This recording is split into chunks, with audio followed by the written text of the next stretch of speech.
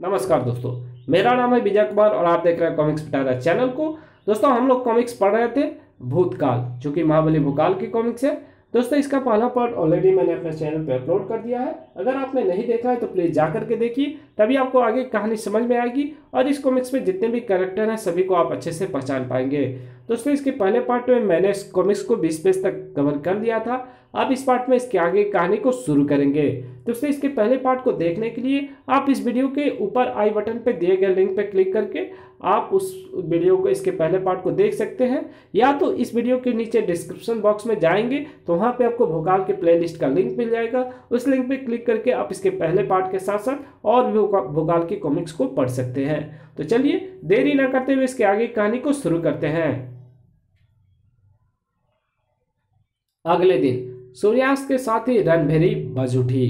आज विकास नहर का प्रत्येक सैनिक शत्रु में खलबली मचाकर रणभूमि में इंसानी शेरों का ढेर लगा देने का इरादा रखता था, जबकि दुश्मनों का इरादा कुछ और ही था। विकास नगर की विशाल सेना हमारी तरफ बढ़ी आ रही है। यही उचित अवसर है कि सभी वही करो महाराज ने जिसका आदेश दिया था। तुरंत ही सभी दुश्मन सैनिक सक्रिय हो गए। सभी के हाथों में मौजूद छोटो मगर नुकीली बर्छियां घोड़े और हाथियों के शरीर में व्यवस्थ होती चली गई। इसी के साथ आगे बढ़ती विकास नगर की सेना के कदम ठिठक गए। वो देखिए महाबली, क्या हो रहा है? अद्भुत! शत्रु सेना में मौजूद घोड़े और हाथी भयानक से भयानक रूप धारण करते जा रहे हैं, और ऐसा निश्चय ही हमारे लिए किया गया है महाबली, क्योंकि वे भयानक घोड़े और हाथी हम पर आक्रमण करने के लिए द्रुत गति से हमारी तरफ ही भागे आ रहे हैं। रोको उन्हें, आक्रमण करो! गर्र! या! भोकाल के साथ ही विकास नहर का एक एक सैनिक भिड़ गया था, लेकिन जल्द ही विकास नगर के सैनिकों को पता चल गया कि उनका और दुश्मन की सेना का कोई मुकाबला नहीं था, क्योंकि उनकी सेना मानव की सेना थी और दुश्मनों की सेना अमानवीय थी। उनमें सिर्फ मानव की शक्ति थी और दुश्मन अमानवीय शक्ति के जीते जागते उदाहरण थे। दुश्मनों की वो अमानवीय शक्ति प्रलय स्वरूप धारण किए हुई थी, लेकिन फिर भी विकास नगर के सैनिकों के कदम नहीं डगमगाए थे, उनके हौसले नहीं टूटे थे। अपनी मातृभूमि को बचाने के लिए हंसते हंसते प्राणों की बाजी लगा रहे थे वे, और इसी बात ने भोकाल को चिंतित कर दिया था। शत्रु राजा ने अवश्य ही किसी मायावी शक्ति का सहारा लेकर अपने घोड़े और हाथियों को प्राचीन प्राणियों जैसा बना दिया है। हालांकि हमारे सैनिक बड़ी बहादुरी से उन भयंकर प्राणियों का सामना कर रहे हैं, लेकिन असल में उन मायावी प्राणियों का मुकाबला करने की शक्ति हमारे किसी सैनिक में नहीं है। इसलिए मुझे भी अपनी चमत्कारी शक्तियों का प्रयोग करना होगा। भोकाल ने अपने मस्तिष्क में आए उन विचारों को तुरंत ही झटक दिया। युद्ध में चमत्कारी शक्तियों का प्रयोग वर्जित है। अगर शत्रु राजा ने इसका उल्लंघन किया है तो मुझे भी क्रोध में आकर इस नियम को नहीं तोड़ देना चाहिए। इसलिए मुझे बुद्धि से काम लेना चाहिए। उन अमानवीय प्राणियों से बचने का एक हल मिल गया। मैं तभी सफल हो सकता हूं जब सभी सैनिक मेरी सहायता करें। मैं अपने सभी सैनिकों को अपनी बात समझा दूंगा। भोकाल तेजी से सेनापति परवीन सिंह के साथ साथ अपने सभी सैनिकों को अपनी बात समझाने लगा। जल्दी भागो! भोकाल के साथ साथ विकास नगर के अधिकतर सैनिक भाग खड़े हुए थे, और ये देखकर शत्रु राजा की बाछें खिल गई थी। वाह महाबली, वाह! अद्भुत! महाबली कहे जाने वाले भोकाल और अपराजित कही जाने वाली विकास नगर की सेना भाग रही है। अद्भुत! मुझे ये विस्फोटक सूचना तुरंत ही अपने मददगार को देनी होगी। इधर भोकाल और विकास नगर के सैनिक भाग रहे थे। भागो और तेज भागो! मैं नहीं चाहता कि अब अपना कोई भी सैनिक उन शैतानों की चपेट में आए।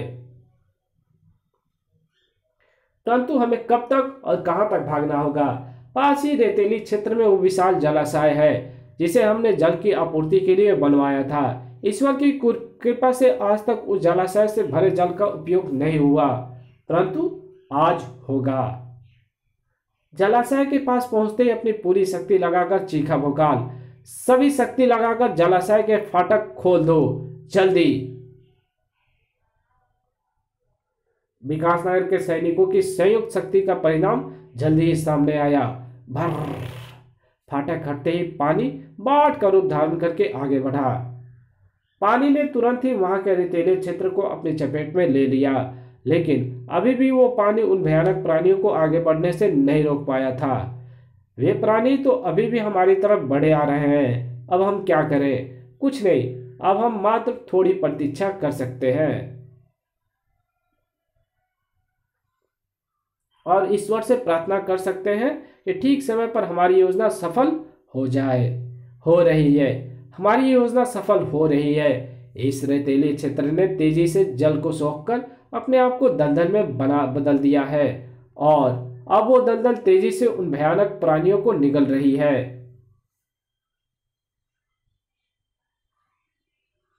अब हमें भी चलना ही चाहिए सेनापति जी, क्योंकि अभी हमें शत्रुओं को दिखाना भी है कि हमारा भागना रणनीति का ही एक अंग था।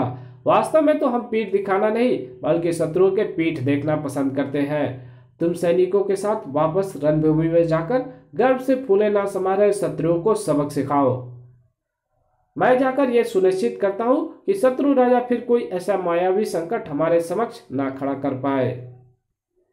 शत्रु राजा क्रोध सिंह, आपके द्वारा दिए गए द्रव्य की बदौलत हमारे घोड़े और हाथियों में जो अमानवीय शक्ति आई थी उसके सामने भोकाल और उसकी सेना दुम दबाकर भाग खड़ी हुई। लेकिन क्या वे प्राणी अब भागकर वापस आ जाएंगे? नहीं, वे तब तक लौट कर नहीं आएंगे जब तक वे भोकाल नामक उस अद्भुत योद्धा को समाप्त नहीं कर देंगे। भोकाल समाप्त हो जाएगा। वाह वाह! भोकाल के समाप्त होने के साथ ही विकासनगर को जीतने का मेरा सपना पूरा हो जाएगा। आह! दिन के उजाले में जो सपने देखे जाते हैं क्रूर सिंह, वे कभी पूरे नहीं होते। आह! भोकाल जीवित है। भोकाल को जीवित देखकर राजा क्रूर सिंह को कम और उस रहस्यमयी शख्स को ज्यादा आश्चर्य हुआ था। तुम जीवित हो? ओह, तुम्हारे जीवित रहने का एक ही अर्थ है कि मेरे बनाए प्राणी समाप्त हो चुके हैं।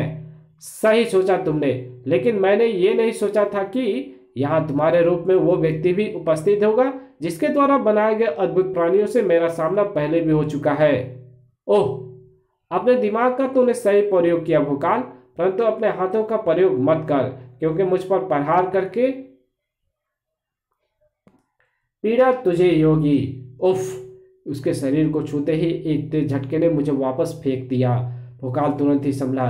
मैं तुझे जाने नहीं दूंगा, मुझे कोई नहीं रोक सकता कीड़े।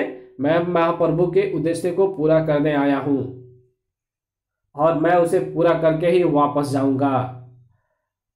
उसने अपने कदम बाहर की तरफ बढ़ाए तो भोकाल तेजी से उसके पीछे लपका, लेकिन अगले क्षण भोकाल ने अपने कदमों को ऐसे रोक लिया जैसे द्रुत गति से भागते रथ के घोड़ों को एकाएक लगाम खींचकर रोका जाता है। और ऐसा करके उसने अच्छा ही किया, क्योंकि अगर वो ऐसा ना करता तो वो एकाएक बीच में आए उस राजा क्रोध सिंह से टकरा जाता और एक भयानक गोरिल्ला जो एक भयानक गोरिल्ला में बदल गया था। ओह! उस रहस्यमय व्यक्ति के हाथों से निकले कांटों के शरीर में धंसते ही राजा क्रूर सिंह एक आदिम प्रजाति के भयानक गोरिल्ले में बदलकर रास्ता रोक रहा है। मुझे शीघ्र ही इसे अपने रास्ते से हटाना होगा। ओह! भोकाल पहला वार करने की सोच ही रहा था कि उस पर वार भी हो गया। एक क्षण बाद ही दूसरा वार भी हुआ। उफ! ये तो विक्षिप्तों की तरह मुझ पर टूट पड़ा। जवाब में मुझे भी इस पर ताबड़तोड़ वार करने होंगे।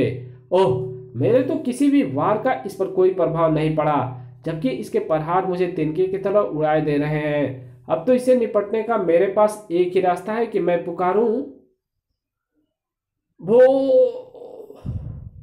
भोकाल के कंठ से निकलने को तत्पर उसके महागुरु भोकाल का नाम उसके गले में ही घुट कर रह गया।